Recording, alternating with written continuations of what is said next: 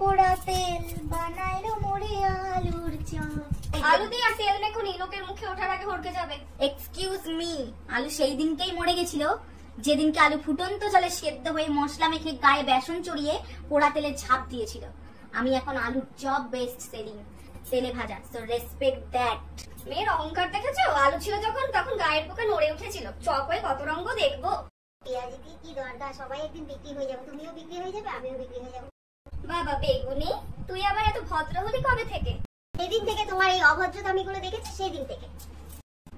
তাই তো বেগুনি হয়ে তো আমায় দেখতে পেলি, না হলে তো কানা বেগুন ছিলিস। জন্যই বলে এসব ঝাঁঝালো মহিলাদের না মুখ লাগতে নেই।